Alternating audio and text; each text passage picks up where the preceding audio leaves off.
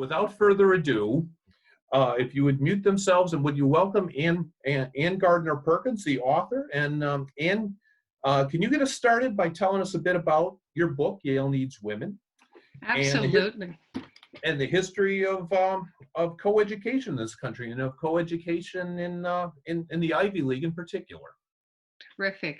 Thank you so much, Mark. So this is so exciting. Over the next hour, we're all going to explore together that moment in America's history when Yale and its peers, when America's most prestigious colleges finally admitted women students.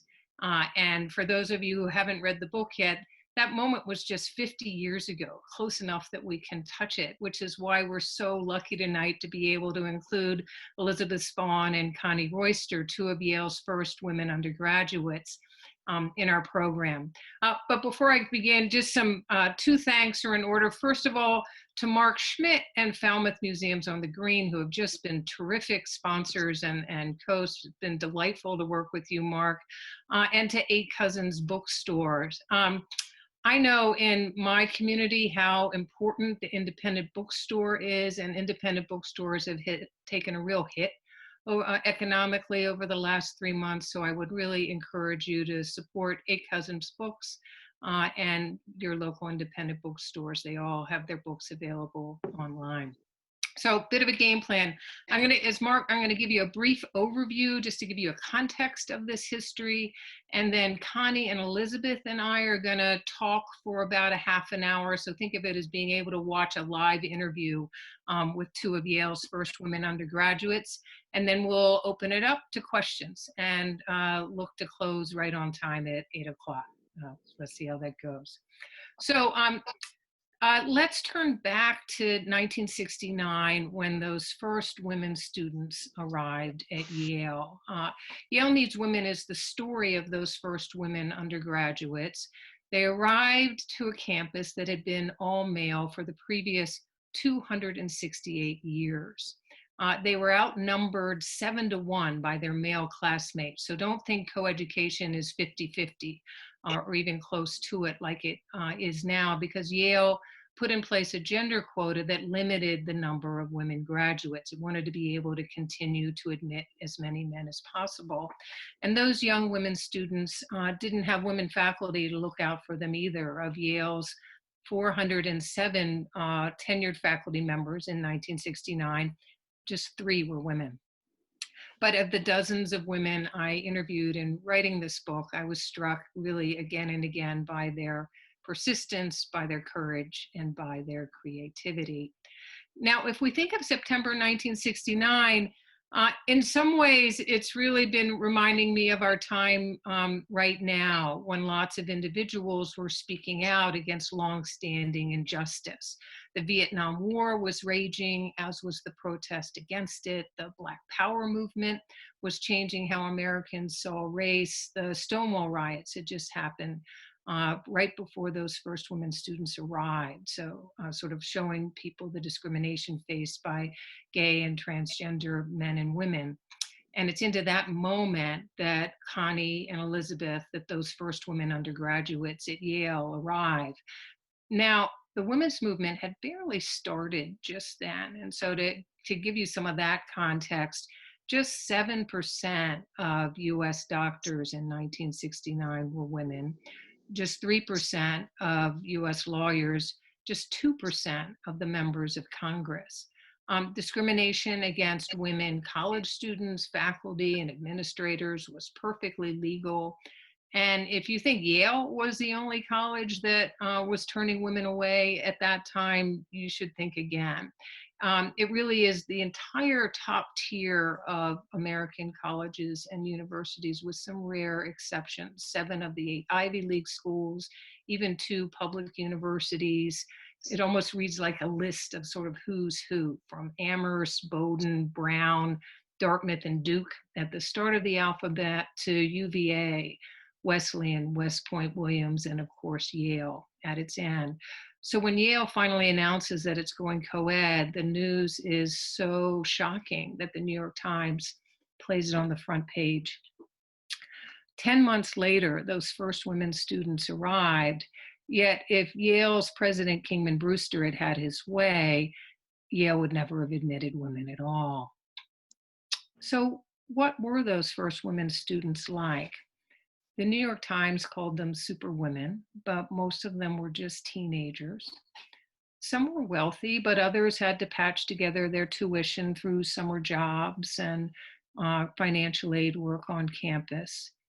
Most of them were white, but 40 of those first women students at Yale College were Black, 13 were Asian American, 3 were Latina. They were smart and they were tough. That's how Yale picked them. Yale looked that first year for women who played on sports teams, women who had traveled abroad, women who had endured some sort of hardship, women who had lots of brothers. I interviewed one of the 2 administrators who selected that first class of women at Yale, and I'll never forget what he told me. There was no point in taking a timid woman and putting her in this environment because it could crush you. So they were smart and they were tough.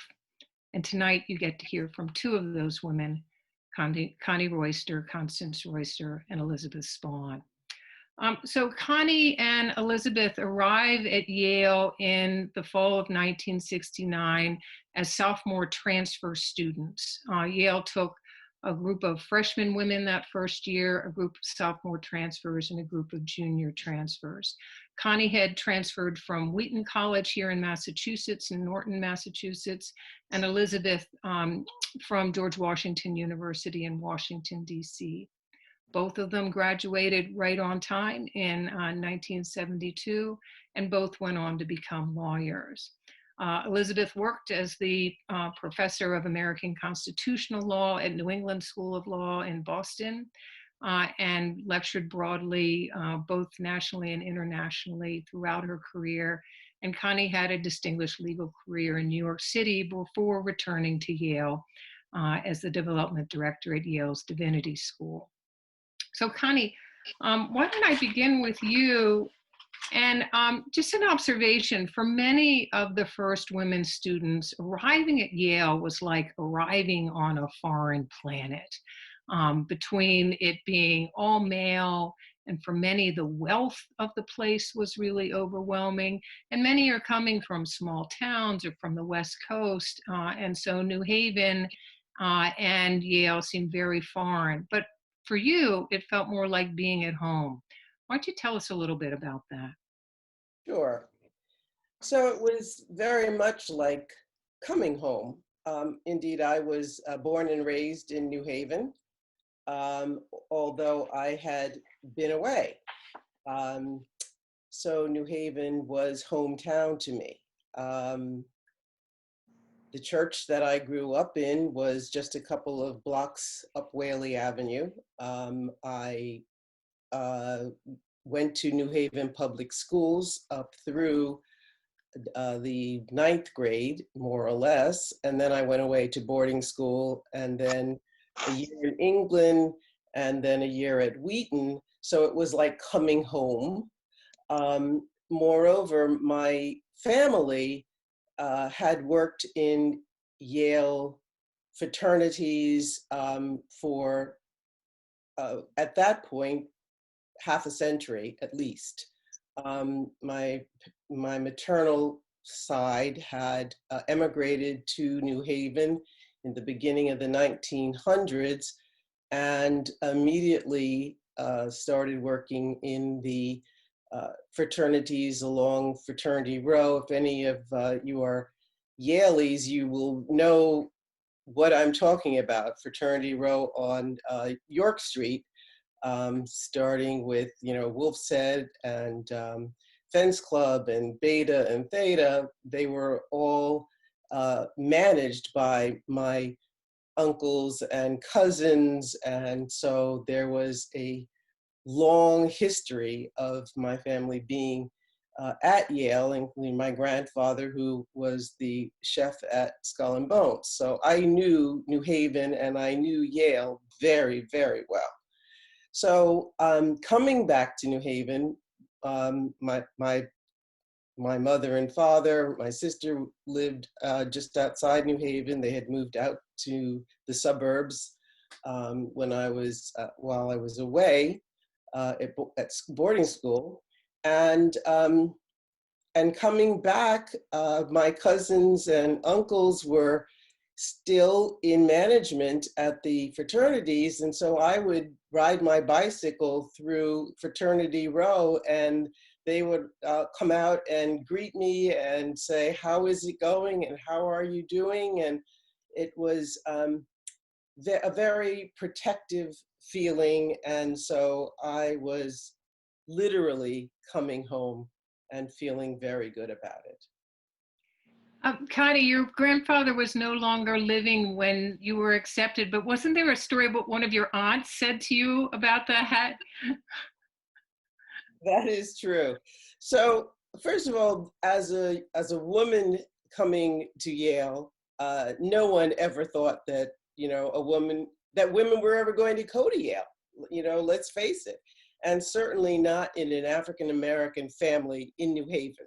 That was just totally unheard of. And so when I was accepted, one of my aunts said to me that my grandfather, and I was a favorite granddaughter, my aunt said, oh, my daughter, your grandfather is rolling over in his grave thinking about his granddaughter going to Yale. And because, as a little girl, I was going over into the, when my parents would help serve meals at big occasions, we'd all go and, because everybody had to go, everybody had to help. And so I would crawl around on the floor in the kitchen, and he was always so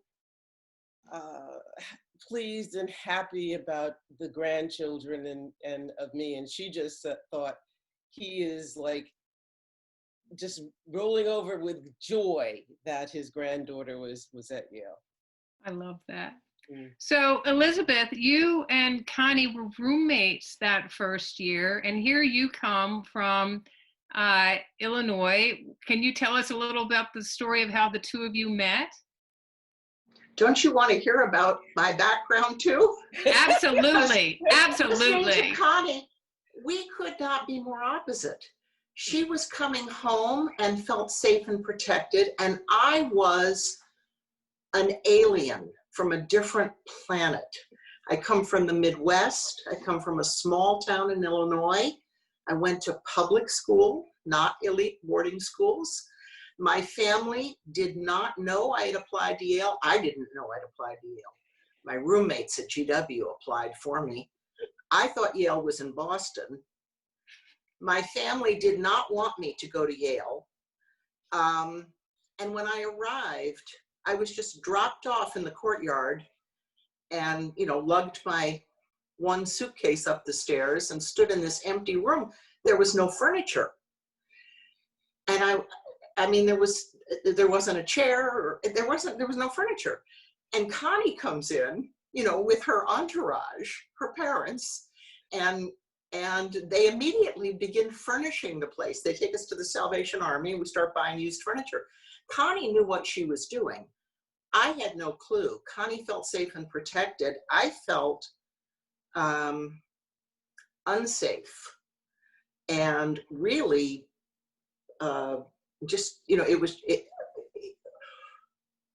we could not be more opposite. And yet, when we stood in that living room, she walked in the door, and it was one of those moments, I think almost all of us has had them, the French call it a coup de coeur, where you just know, this is my best friend. And this is going to be my best friend forever. And I think she's always been my best friend. And I know she still is my best friend.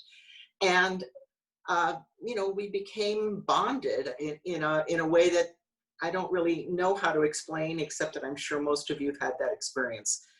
So two more opposite people, and yet we did bond. And for that, I will always be grateful to Yale. That's wonderful. So, Connie, you come to Yale interested in the arts, interested in drama, and you get involved in the theater there, which was very unusual because many of the extracurricular activities at Yale, either women weren't allowed at all, or they're sort of given the position against some of the leftist groups of typing up the pamphlets, but not being given leadership roles. Can you tell us a little bit about what it was like in the theater community? Yeah, so I came to Yale. I didn't know that that was going to be my my place, except that I came with that background. I had gone to a boarding school where the arts were very important. It was part of the education that we be educated in, you know, in all of the arts. And then when I was at Wheaton, I just jumped right into theater. I mean, I just had an amazing experience. And in fact, when I applied to Yale from Wheaton, I did it because, well, why not? I mean, you know, Yale was going co-ed. Let's just give it a shot. But if I had not gotten in, I would have been perfectly happy at Yale, at Wheaton. I loved Wheaton. So coming to Yale, I came with this wealth of a year at Wheaton immersed in theater activities. When I got to Yale, I thought theater was going to be, you know, an extracurricular, but I found a cohort that became, you know, very much part of my life. So much so that I transferred out of Berklee College, which was where I started, to Jonathan Edwards, because that's where my theater and music friends were. And because there really was no undergraduate major in drama, we spent a lot of time in the drama school, being taught by and mentored by professors and practitioners in the drama school. And so we became a very close theatrical community. And I think that if Yale had then what I would call a humanities major, a true, just like liberal arts major, that's probably what I would have done. I think they do now have a humanities major, just, you know, 50 years later, unfortunately. But I did a lot of theater and a lot of art history and a lot of music, and it was a wonderfully embracing community, which meant, I think, that I did not experience some of the horror stories that you, I'm sure, heard as you wrote the book about, you know, some of the women who were in some of the more traditional disciplines, where women were not particularly welcome or accepted. My experience was really wonderful, actually. Which is terrific. Now, Elizabeth, so Connie is off practicing for this play and that play all the time.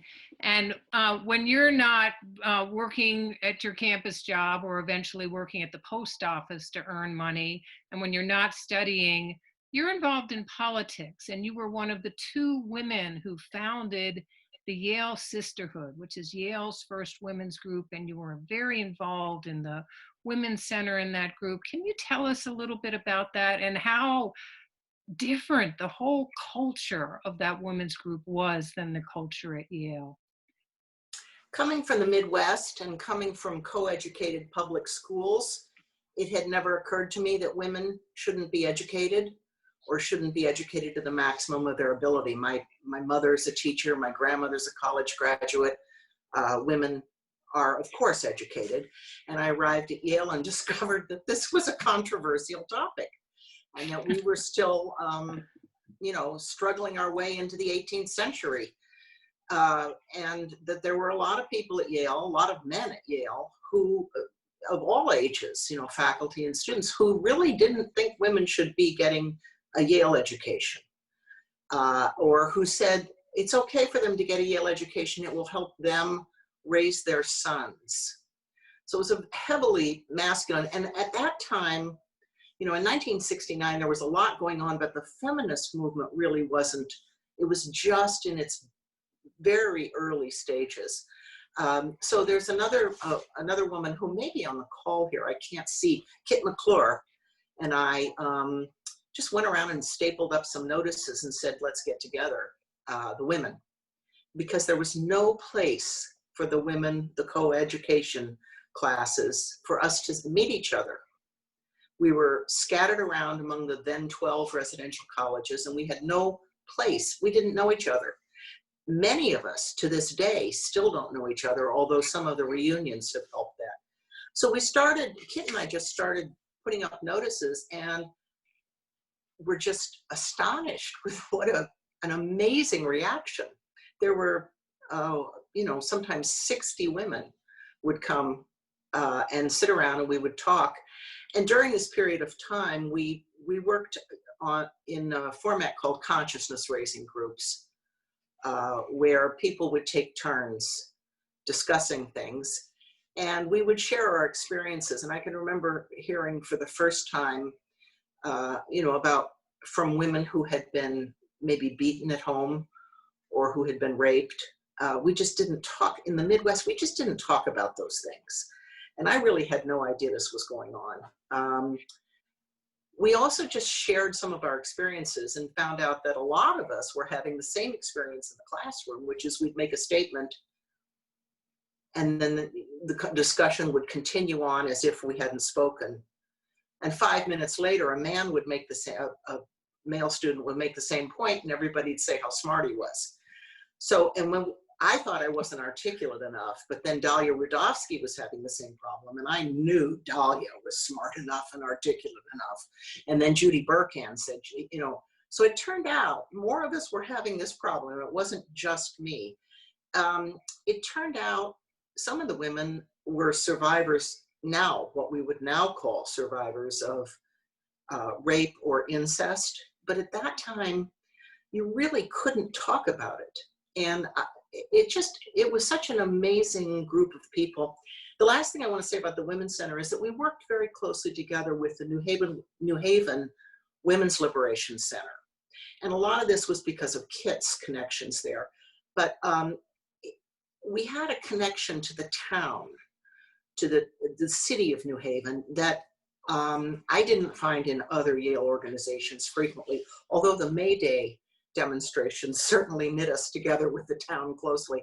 But the Women's Center really focused on women's issues that were not limited to Yale. It had a much broader context. And for me, it was the single, well, other than meeting Connie, the single most important substantive event of my time at Yale.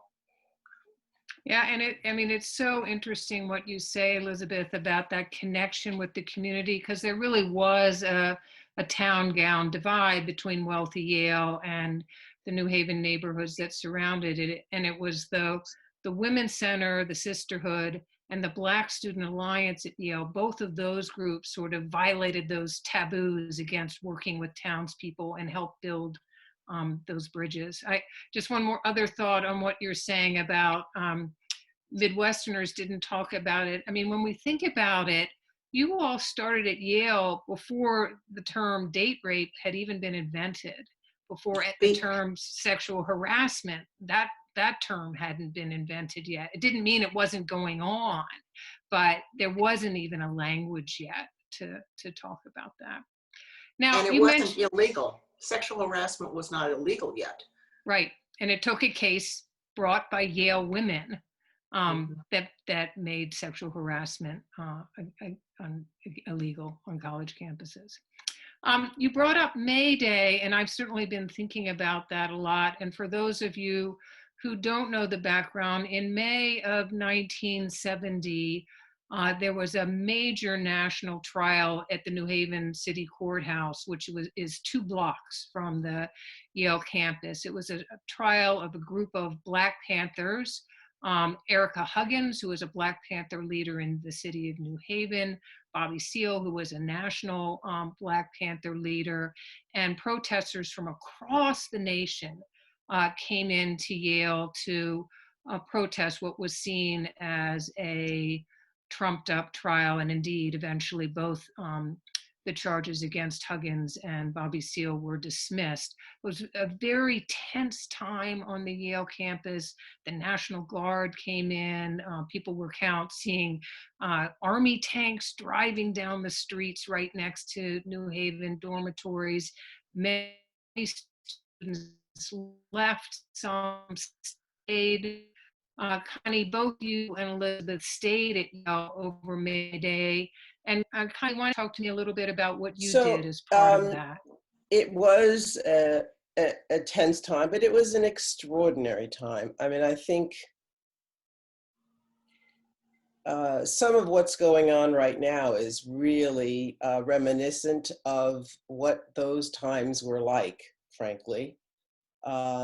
It right now raises a whole host of emotions and anger and just visceral feelings about what's going on in this country right now, as it did back then, which had a lot to do with racism and the war and people being killed mercilessly.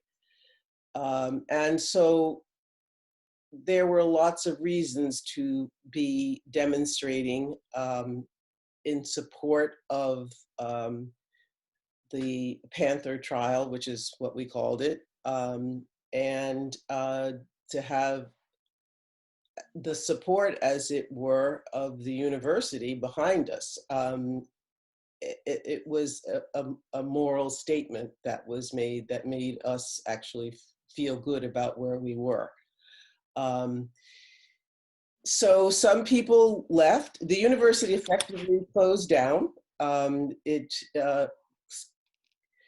Classes were canceled for the most part. We had pass-fail, and I mean, there were some nuances, I suppose, that 50 years later, nobody remembers in full detail, but classes were canceled. You had, people stayed, the dorms were still open, but every college essentially had a role to play, and you were free to participate in whatever way you felt you could, which ranged from, feeding the thousands of people who arrived in New Haven, to participating as peace marshals. I think Betty was working on that, to participating in the daycare of children who arrived with parents who were participating in demonstrations, to, you still have to have some forms of entertainment. And because I was in the theater part of things, we did a big theater production in the main stage of the university theater. And so there were a group of us, actually a large group of us, made up of undergraduates and drama school participants, mostly Black, who did an original production of relevant to the times. And so, everybody could participate in whatever way they felt would be meaningful to them. And it was learning civics on the ground. It was probably the most significant learning experience of the 3 years that I was there. It so happened that in year 2 of being there, there was another strike. It was the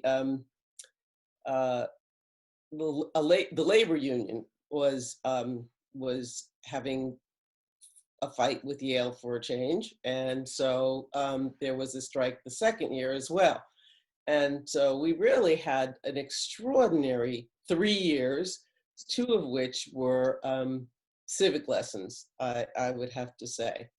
But I had friends who did not stay on campus, very close friends, who chose to leave either because their parents said, you get the hell off that campus and come home,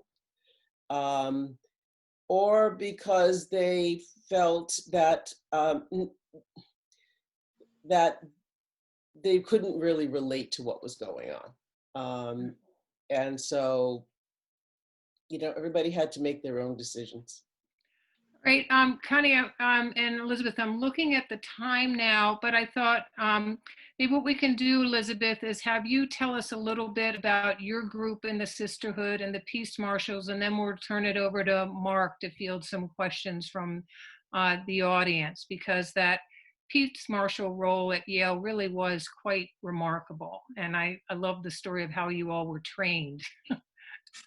Well, the challenge, and we're seeing this again today with the Black Lives Matter protests, the challenge is when you organize peaceful protests, that people come in who are intent on disrupting it in a variety of ways. And sometimes I'm just going to call them outside agitators, are simply opportunistic, and they want to loot a liquor store because they want some liquor. But more often, the outside agitators are deliberately trying to turn the peaceful demonstration violent in order to discredit it. And this technique was had been used a lot in the anti-war demonstrations, where peaceful anti-war demonstrations had been disrupted by violent right-wing extremists posing as if they were peace protesters. The Panthers had an even much more serious set of problems, which is that, Erica Huggins' husband was murdered by the police. There had been a group of Black Panthers who'd been murdered by the police in Chicago while they were asleep in their apartment. They were sound asleep and they were just gunned down. So it was quite a violent time.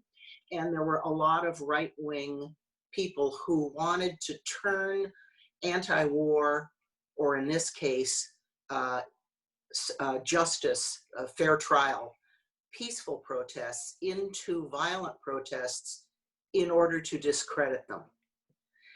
So the Peace Marshals worked very hard, and the Women's Center, the sisterhood, was very actively involved in this. We knew intuitively, I think, what the data later showed, which is that when young women approach armed men and offer them a flower or some kind words, it brings the level of tension and violence down. And so the sisterhood was very active in training the police marshals, and we also had a rotating slot on the strike committee where we tried to talk some of the men back from their rhetorical embrace of violence. And I must say we were extremely successful, with one major exception, and that is a small bomb was set off right before the May Day events. The night before, there'd been a very large rally at Ingles Rink, the hockey rink, and a small bomb was set off that night. No one was injured. And all those years, I carried this burden of, had we not been successful in making sure that everybody on the protester side understood how important it was to stay peaceful. And it turned out that John Dean, who was counsel to President Nixon, had slipped into New Haven under an alias, checked into the Taft Hotel, and after the rally, he had planted the bomb in order to discredit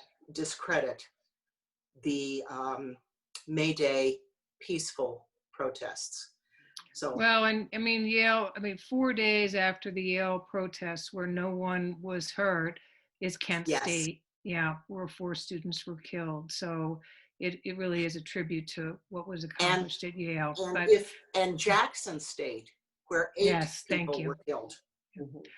So Mark, we've got a little over 15 minutes left. Do you want to field or send any questions our way? And so we can open that up to the audience. How do you want to do that? Well, yeah, sure. First of all, to the audience, thank you very much for watching. And if you got any questions, at the bottom of your screen, you'll see the chat button. Just type them in and I'll read them out loud. I'm not sure how I can top that John Dean story. I mean, did Maureen know about this? A question for Elizabeth.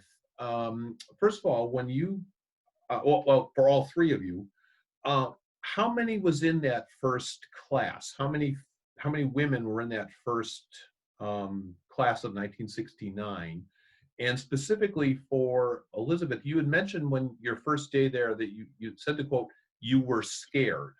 What prompted that? Is that just you know, a kid away from home, or what went into that?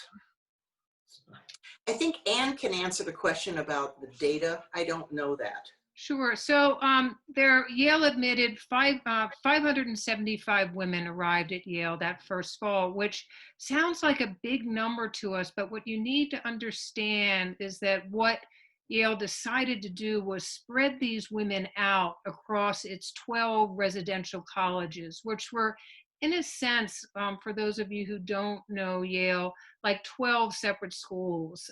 And so in each of these residential colleges, there's only about 25 of the women from each of the class, and that's from each class. So Connie and Elizabeth were 2 of only 25 women in Berkeley College, which is predominantly male. So 575, but for many of them, it felt like at times even that there was only a handful of them.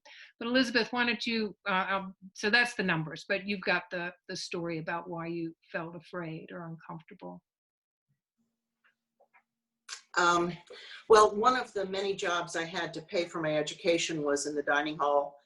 And the dining hall I was working in, I was obviously very new. They weren't used to having Yale students who were women. The male Yale students bussed tables. But women who served in the dining hall, who were all from the town, from New Haven, and mostly Black, stood behind the steam table and dished out the food. So they put me with the women. And so I was standing there dishing out peas or mashed potatoes or whatever. And there was one new employee, a Black woman in the town, a young woman, and the dining hall manager first came up to me and called me into his office, and the senior older woman who ran the dining hall said, "Oh, no, she's a Yale student." And then he turned to the woman next to me who was also new and took her in the office. And I was very young and very naive, and I really didn't understand what was happening. But she came out, you know, a while later, and she was disheveled and her hair was messed up and she was crying. And the older black woman just embraced her and took her off to the ladies' room. And then when I asked, the older Black woman said, "You just shut your mouth. This doesn't concern you, and you'll just stir up trouble." So, you know, I figured out that something bad was going on, and it made me afraid. But it also made me feel angry, because when we took it to people in the Yale administration, they didn't care. And it's one of the reasons I was eager to participate in the founding of the sisterhood, the Yale Women's Center. You know, I've never forgotten one of the things you said to me, Elizabeth, the first time we met and I interviewed you, because you come from a conservative Republican religious Midwestern family. And what you said to me was, Yale made me a feminist. And so it was Oh, absolutely. your Yeah, experiences I there. was a Dwight David Eisenhower Republican Party intern for the state of Illinois until about 2 days before I got to Yale.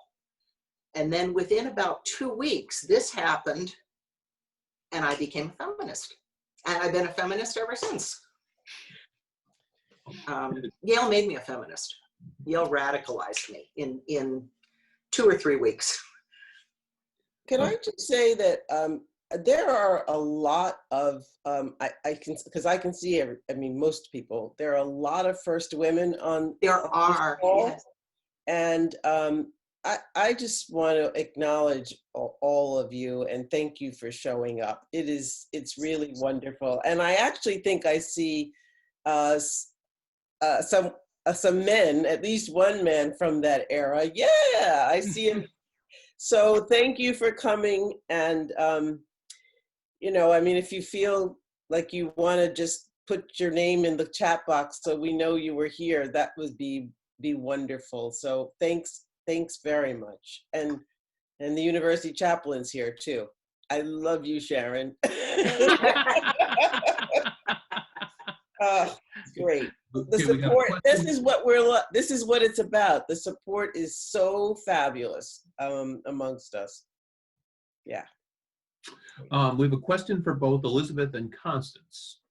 Who are the people you considered allies, and how did you know that they were allies? How did they express their support of you and your presence at Yale? How did you know you could trust them? So I'll start. So one of the things that you quickly find your cohort, and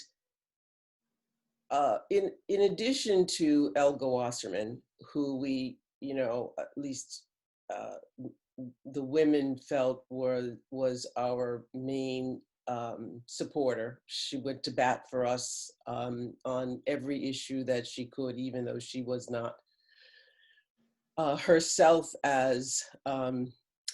as well treated as she should have been, but we didn't really know that at the time. We also were able to find cohorts elsewhere. So it was this is the 50th anniversary of a lot of things. So we actually made a mark, we women.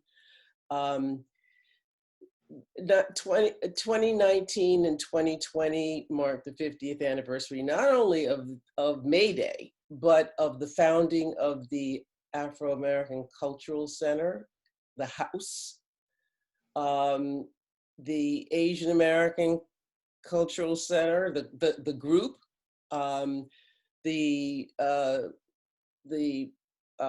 Latino group, you know, the sports groups, the music groups. I mean, this is how we survived. We found our people, as it were, and you find your people and you support your people, and vice versa. In the larger sense, in the group sense, and in this micro sense, you find your friends, and that's how you survive. The sad part, I think, what we found in the run up to and the events surrounding the reunion of the first women, which took place this past September, the 50th anniversary of our arrival at Yale, was that we really didn't know one another as well as we wished we had. And part of that was because we were separated out into the residential colleges, and we haven't had the chance in these past 50 years to really get to know each other, 575 of us, And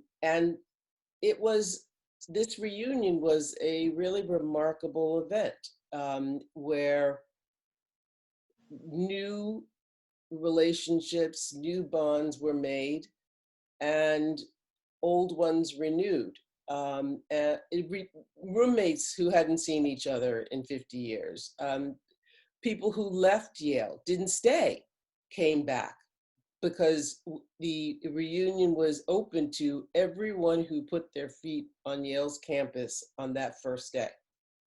And so it didn't matter if you didn't graduate. What mattered was that you were part of changing history. And that's what we did. We changed history. And we shared something that there are no other 575 women who did that. There are none, just us. And so I think that we survived that because we found the people who were our allies throughout it. And we're in the process still, 50 years later, of finding them anew, or again. So I guess that would be my answer to that question. I guess for me, it was a little different. I had to make a space where I could build alliances with the Women's Center, what's called the Women's Center now, the Sisterhood, and other political groups. There were a lot of teach-ins, and I don't mean to say all the political groups were women. Most of the political groups were male, mostly men, because that's who was there. I found wonderful male friends and supporters and allies, from John Wilkerson, the dean at Yale College, on down to a really, really nice janitor whose name I've forgotten. And many of my classmates and other men. But I think the main characteristic is the willingness to listen to the stories that people are telling and to believe them. When they say they were raped,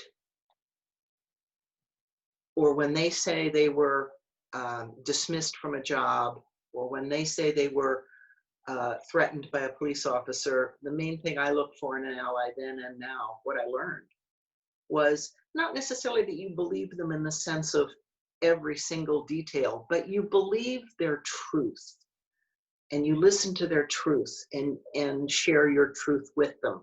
And then we can find real human connection.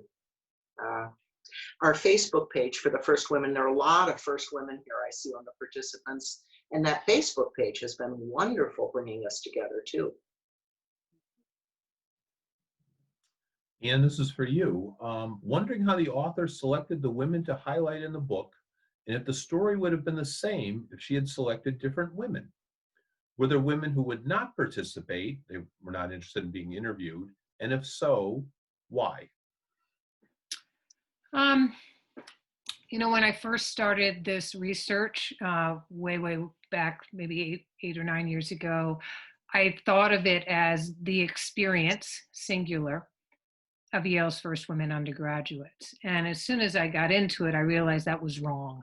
It's the experiences, plural, of Yale's first women undergraduates, because every one of those women, because of their background, because of the residential college they landed in, because of their interests, had a different experience there. So yes, it would have been a different book if I had followed 5 different women. I really wanted to highlight the stories, though, of 5 women rather than tell the story from above, because I wanted people who read it to really be able to see and feel what it was like to be one of those women. And I couldn't do that if I did it in generalities. I wanted my daughter and her friends to read this book and understand what it felt like to be a woman in what had been a very, very male world. In terms of how I picked the women, so I started from the 50 women I had interviewed initially. For those women, I was looking both for a spread across the university in terms of where people were from, the residential colleges they were in, some racial diversity. I had hoped to find, and I did, women who were gay to interview. So I was trying to capture sort of the breadth of Yale, and then because my interest is change and change in institutions, I was particularly interested in women who were at the forefront of change. So someone like Elizabeth, who helped found the Yale Sisterhood, or Laurie Mifflin, who helped found one of Yale's first women's varsity sports, or Kit McClure, who was in an all-women's rock band, unheard of then, or Shirley Daniels, who was involved in the Black Student Alliance. And so it was those women on the edge of change that drew my interest. And then, and then part of it was I liked being able to have the connection between Connie and Elizabeth, to have the stories intersect somewhat, and then between Elizabeth and Kit, so it wasn't just 5 women who didn't know each other. And then some of it, I would say, is just I felt that I connected with the 5 women who become the heart of the book in a way that they would push back at me as an author if I didn't get something. I wanted, particularly Connie and Elizabeth are tough. So if I say something that they don't think I've got it right, they'll push back. And as an author, that's an incredible gift, because even though I went to Yale 8 years after they did, my Yale was very different than theirs. And it was important to me not to make false assumptions about what Yale was like when they arrived. So if I could just jump in here, Anne is not only a graduate of Yale herself, but Anne, and a PhD historian, but she was elected as the first woman ever to serve as editor-in-chief of the very prestigious Yale Daily News, and then went on to be among the first 6 or 7 years of women who were selected to become Rhodes Scholars. So Anne is, as remarkable or more remarkable than any of the Yale women that were in the book or left out of the book herself. And it makes my heart glad to see the younger generation succeeding. That's very kind of you. I think I would disagree with you that I'm more remarkable, but I do think the story spoke to me in a way, because I had that experience of being a very young woman and having the New York Times write stories about me, and at least for me, that was sort of a disorienting experience, and so it was helpful to learn from other women and listen to them from that. So, Mark, do we have time for any more questions, or do you need to wrap it up? No, I'm good if you're good. We can extend this program a little while longer. The network will have no problem with that. There's a question here. I understand that there were conscious decisions about how to distribute the women around the college, as opposed to housing them all together in one residential college. What could Yale have done differently to introduce women to the college to make it more seamless? Any of the 3 of you, all 3 of you? You guys want to go? You want me to go? You go. You go. So when Yale first decided to have women students, Yale's president, Kingman Brewster, proposed putting all of the women in one of Yale's residential colleges, Trumbull College. And there was a huge uproar among the men on the Yale campus about that. And in some of them thinking that wasn't good for the women because it would isolate them. It was like having a women's college, having a Radcliffe at Yale. And the idea was to put them on equal footing with the men. Some of them protested Many of them protested because they wanted women in their residential college. They didn't want the women isolated there. And then the guys in Trumbull protested because they didn't want to have to move to other women's colleges, to other colleges and live. And so I think what could have been done is, and this is what Elga Wasserman, whom Connie referred to earlier, who was the woman given the unenviable position of leading the transition to coeducation at Yale, wanted to see the women in larger groups in a smaller number of residential colleges and having the other colleges wait until there were more women on the Yale campus. Instead, what Yale did was go the entire different direction and spread those women out. And then there were never any events held to bring the women together. And I think that could have helped as well. I mean, this reunion that Connie talked about, and she was really fundamental in helping organize that reunion, was the very first time for many of these women that they had ever been with any of the other first women undergraduates at Yale. And that's really just remarkable that it took 50 years for that to happen. And let me just add, not only was Connie instrumental in helping to organize the 50th reunion for us, but she was instrumental in having one session, one panel during this weekend, where for the very first time ever, women in the first classes were allowed to speak, to stand up and speak to each other. We'd had reunions before, but we had always sat passively while members of the administration told us what it was like to co-educate Yale. This is literally true.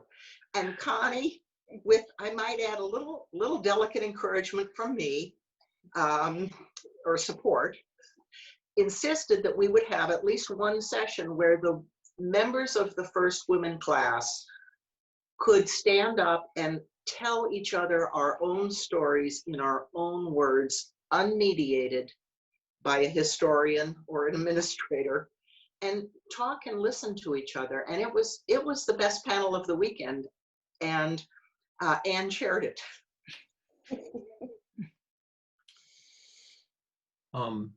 Here's a topical question for all three of you.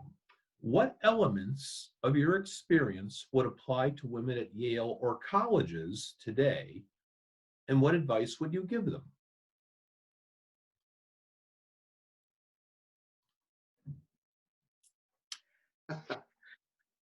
Well, you know, I was fortunate enough before the world changed to spend a lot of time in giving book talks across the country. And the thing I tend to tell young women is that they are far more powerful than they know they are. And that particularly if they join together for change, they can make remarkable things happen, just as these first women at Yale did. And so that's what I tell women. And I would say the personal is political and sisterhood is powerful. That sounds like something we were saying back in '69. So Right on, baby. just confirms that nothing has changed. It's the same. It's the same. We called it the Black Panthers. They call it Black Lives Matter. I mean,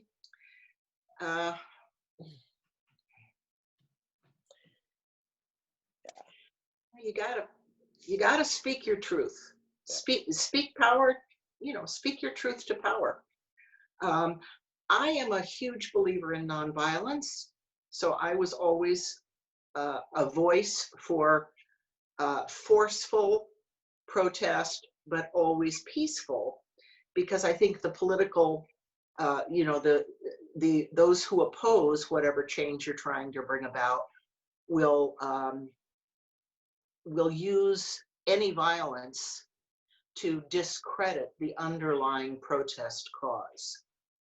So, and I think we're seeing this again you know, that the protests are being undermined by people who are using the peaceful protests for their own opportunistic purposes. And it's just very hard to keep control of a large demonstration. It is, my heart goes out to the organizers of these peaceful protests trying to maintain the peace. It is not easy. I've done it. It's not easy.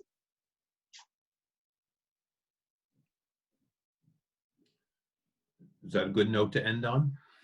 I think so. Thank you so much, Mark, and thank you so much, Elizabeth and Connie and all of our Zoom participants. It really is such an honor for me to have gotten to know some of these first women at Yale. They really are a personal inspiration to me, as I hope they are to you. Well, my thanks to all three of you, to Anne, to Connie, to Elizabeth. Thank you for joining us tonight. Thank you for taking your time, for being such gracious hosts and interviewers and interviewees. I want to thank everyone for joining us tonight. Please get a copy of this book, Yale Needs Women, and support your local bookstore. Good night, everybody. And when our next lecture is on Thursday night, we hope you join us for that. Thank you, everyone.